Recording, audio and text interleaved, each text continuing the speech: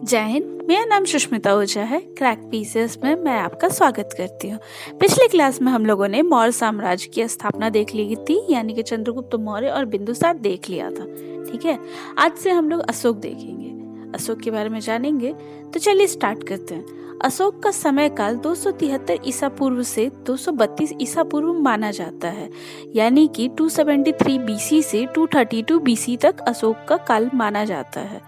बिंदुसार के बाद अशोक गद्दी पर बैठा। सत्ता प्राप्ति के 4 वर्ष बाद उसने अपना राज्याभिषेक करवाया था। कौन से ईयर में करवाया था? तो 269 में, यानी कि 269 ईसा पूर्व में उसने अपना राज्याभिषेक करवाया था। किसने? अशोक ने।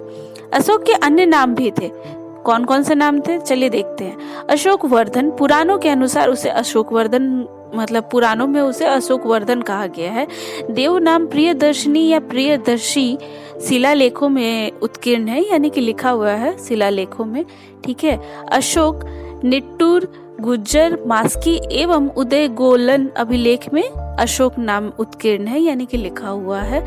कामाशोक या चंडाशोक बुद्ध ग्रंथों में लिखा हुआ है, यानी कि बौद्ध ग्रंथों में अशोक का नाम चांडाशोक, यानी कि चांडा अशोक या कामाशोक लिखा गया है।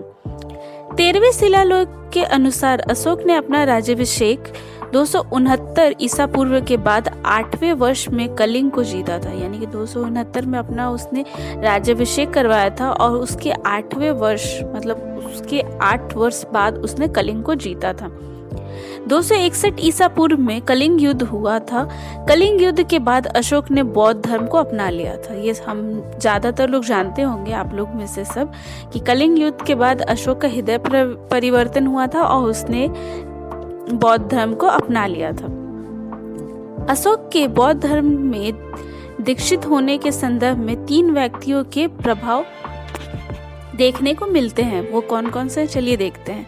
निगृत, अशोक के बड़े भाई सुसीम का पुत्र सुमन, जिसके प्रवचन को सुनकर अशोक ने बौद्ध धर्म को अपना लिया था। मोगलीपुत्तिस, बौद्ध परंपराओं के अनुसार मोगलीपुत्तिस के निर्देश में अशोक बौद्ध भिक्षु बन गया। उपगुप्त, उत्तर भारत की अनुश्रुतियों के अनुसार उपगुप्त ने अशोक को बौद्ध धर्म में दीक्षित किया था। वह हीनयान का बौद्ध भिक्षु था। ठीक है। इसने अपने राज्याभिषेक के 8वें वर्ष में कलिंग का युद्ध किया, जिसमें लाखों लोग मारे गए। इसकी जानकारी अशोक के 13वें शिलालेख से मिलती है। कलिंग के विजय का मुख्य कारण दक्षिण की ओर जाने वाले व्यापारी मार्ग पर कब्जा करना था। इस कलिंग युद्ध के पश्चात अशोक ने अहिंसा की नीति अपनाते हुए युद्ध करना छोड़ दिया और उसने धम्म की नीति अपनाई। अशोक को बौद्ध धर्म में उपगुप्त ने दीक्षा दी थी, जिसके पश्चात अशोक बौद्ध हो गया। 8वें शिलालेख के अनुसार अशोक ने स्वयं को संबोधि कहा है। रुमिनदई स्तंभलेख के अनुसार अशोक अपना राज्याभिषेक के 20वें वर्ष गौतम बुद्ध की जन्मस्थली लुम्बिनी की यात्रा की और लुम्बिनी को बलि नामक धार्मिक कर से मुक्त कर दिया और भू राजस्व को घटाकर 1/6 से 1/8 कर दिया। ठीक है। राजस्थान के भाबरू शिलालेख से पता चलता है कि अशोक ने बुद्ध, धम्म और संघ को बौद्ध धर्म का त्रिरत्न कहा है। सांची, सारनाथ और प्रयाग के लघु स्तंभलेख में अशोक ने संघ में फूट डालने वाले के खिलाफ चेतावनी दी है। ठीक है। सांची, सारनाथ और प्रयाग के लघु स्तंभलेख में अशोक ने संघ में फूट डालने वाले जितने भी लोग हैं उन लोगों को चेतावनी दी है। ठीक है। अशोक ने अपनी पुत्री चारुमती को बौद्ध धर्म का प्रचार करने के लिए नेपाल भेजा था और अपने पुत्र महेंद्र को बौद्ध धर्म का प्रचार करने के लिए श्रीलंका भेजा था। महेंद्र के साथ उसकी बहन संघमित्र भी श्रीलंका गई थी। इसे ही श्रीलंका में बुद्ध धर्म का प्रवेश माना जाता है। अशोक ने धम्म का सिद्धांत बौद्ध ग्रंथ दिक्ख निकाय के राहुलोवाद सूत्र से लिया है। अशोक के दूसरे एवं 13वें शिलालेख में आटविक जनजाति का उल्लेख मिलता है। अशोक ने धर्म के प्रचार के लिए अपना राज्याभिषेक के 14वें वर्ष धम्म महामात्र नामक अधिकारी की नियुक्ति की। अशोक ने न्याय कार्य सुलभ कराने के लिए रजुका की नियुक्ति की। ठीक है। धम्मम महामात्र का धर्म के प्रचार के लिए और रजुका का न्याय कार्य के लिए इन दोनों की नियुक्ति की। किसने? तो अशोक ने। कितने वर्ष बाद? तो 14 वर्ष बाद। ठीक है।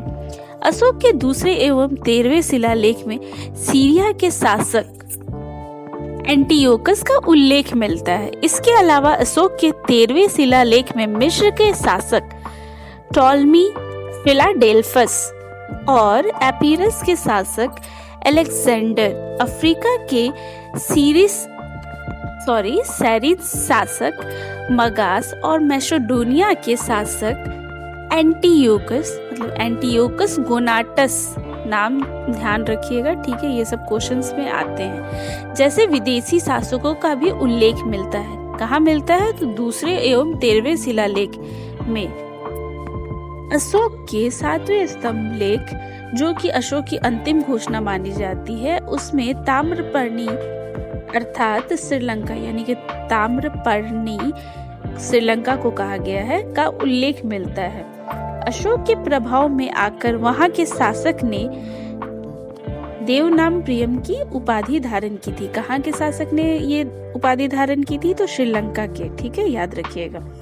अशोक के अधिकांश अभिलेख में देवनाम प्रिय शब्द का उल्लेख होता है। देवनाम प्रिय शब्द का उल्लेख, यहाँ तक कि अशोक को भी इस नाम से पुकारा गया है, देवनाम प्रिय नाम से। ठीक है, और ये एक उपाधि हुआ करती थी। जो भी मतलब बौद्ध भिक्षु बनते थे वो लोग इसको अपने मतलब उपाधि की तरह ग्रहण करते थे, जैसे कि श्रीलंका के शासक ने भी किया था। ठीक है। मास्की और गुर्जरा दो ऐसे अभिलेख है जिसमें अशोक का नाम अशोक ही लिखा हुआ है। ठीक है, मास्की और गुर्जरा में अशोक का नाम अशोक ही लिखा गया है। बाकी मैंने आपको बताया था अलग अलग जो लेख हैं उसमें अशोक के नाम कौन कौन क्या क्या लिखा गया है। जैसे कि पुराणों में अशोक वर्धन लिखा गया है, शिला लेखों में देव नाम प्रियदर्शनी या प्रियदर्शी भी लिखा गया है, बौद्ध ग्रंथों में चंडाशोक या कामाशोक अशोक को लिखा गया है। ठीक है, और मास्की और गुर्जरा में अशोक को अशोक ही कहा गया है। अगले क्लास में हम लोग अशोक के उत्तराधिकारी को देखेंगे, यानी मौर्य वंश में अगला कौन कौन शासक बना था, और उसके बाद मौर्य प्रशासन को भी देखेंगे। मौर्य प्रशासन बहुत इंपॉर्टेंट टॉपिक है मौर्य मतलब साम्राज्य में, तो ये हम लोग का नेक्स्ट क्लास बहुत ज़्यादा इंपॉर्टेंट होने वाला है। और आज हम लोग यहीं पे एंड करते हैं।